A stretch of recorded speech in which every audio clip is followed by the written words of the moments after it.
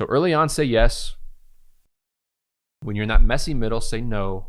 Focus on what you know you need to do. And then when you get the momentum and you've built the business and you make your money, that's when it's time to start saying yes again. So let me tell you, A, what my fear is, and B, what I think a common mistake is for folks who go the sweaty startup route. Start that small business, launch that company, try to make money that way. My fear is that you wake up 40 years old, 50 years old, whatever it is, 10 years from now. You wake up 10 years from now and you have yourself a job. You have yourself a company that controls you. You have no way out. You have no real enterprise value. You have no systems. And you're working yourself to death. That's my fear, because the hard part is that messy middle. And when I say messy middle, I say that time after you start the company, but before it becomes a valuable entity with employees and systems. That's what I call the messy middle. There's books on it. My fear is that you get trapped there. And there are a couple things that can send you off track once you get there. And one of them is listening to guys like me. Guys like me who, I started my company 10 years ago and we grinded. 3 years after I started the company, it was still a mess. We did not have systems. We did not have enterprise value. We never could have sold the company. It wasn't worth anything. And, that is tough. And it was very easy for me to get down and distracted and give up or think that something else is sexier or better or whatever it might be. It took me a long time to get here. I mean, the last 3 years have really accelerated. I've accomplished more in the last 12 months than I did in the 9 years previous. But it's really easy to look at people doing big things on the internet and get distracted and think, oh my God, I got to do something different. So I'm really glad that I didn't have Twitter and I didn't have Nick and I didn't have, maybe I wish that I could have spread some of these messages to my younger self, but I'm glad I didn't have the big entrepreneurial distraction that is media today. I met with a friend of mine on Zoom who lives out in California and went to college with me. He runs a really successful service company. And when I say really successful, I mean he does about $2 million a year and clears about $400,000. But he's got 2 partners. So really successful is relative, right? Pulls in a little bit of money, but nothing incredible. Not a lot of enterprise value. The problem is he's on the road all the time. He is out selling jobs on the site of jobs and doing a ton of work himself. I mean, they have good employees. They've built good systems for some of their people who, transact on the ground. But he's really been unable to find a way to grow the company without him, frankly, and go to that next level. And I think part of it is that he's been at it for 10 years, 7 years. And instead of doing the work to standardize a system to deliver a product and grow and take himself out of the company, he gets distracted. Always a new idea, how to make money. The grass is always green on the other side. It's this off branch or this offshoot or this new idea, because he's an entrepreneur. He's a creative. He's a person who gets excited, just like me. He gets excited when he sees new things. So he gets distracted. He is always trying something new, trying something different, going for that next sexy thing that could be the next big thing. When he sits down with me on a Zoom yesterday, his main business is not getting much love. He's got another business idea and he's got this side project, an offshoot of his business that's totally different.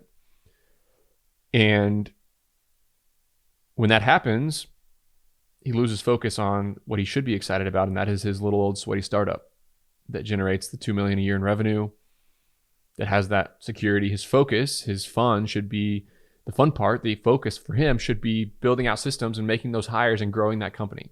When in reality, that company has completely burned him out because it's reliant on him.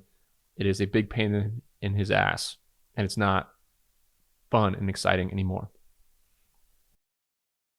So I call that the messy middle, and I call it just getting distracted. It's very easy to be in the middle of a journey, and you look at guys like me, you look at people who are successful, you look at people who have those $20 million exits, obviously well above my level.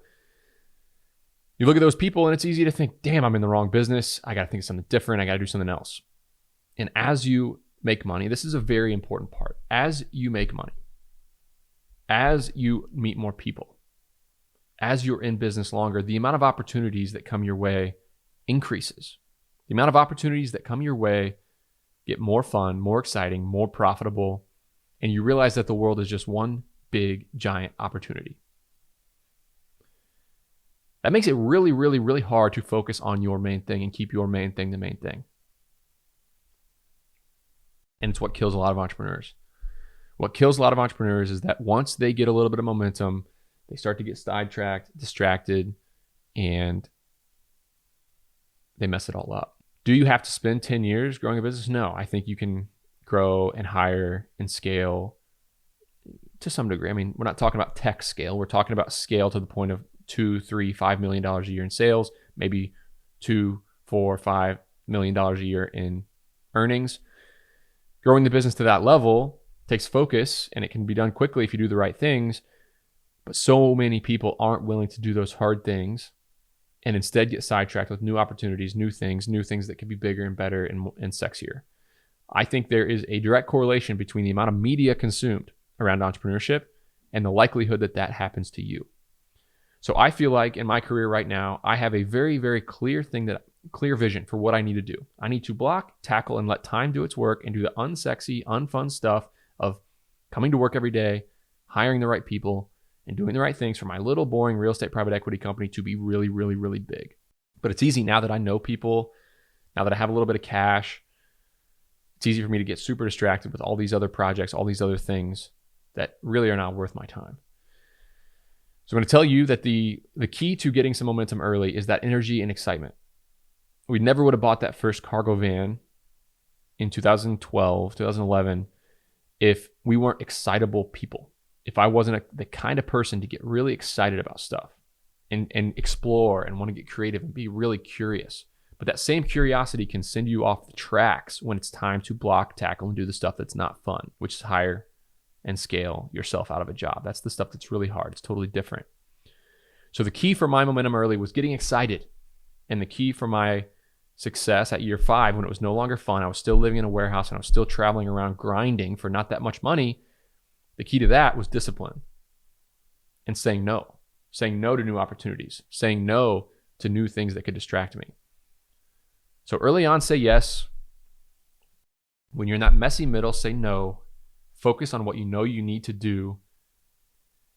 And then when you get the momentum and you've built the business and you make your money, that's when it's time to start saying yes again. It's when it's time to start having fun. It's when it's time to start going out and meeting people and trying new businesses and launching new things. That's when you get to do all that fun stuff.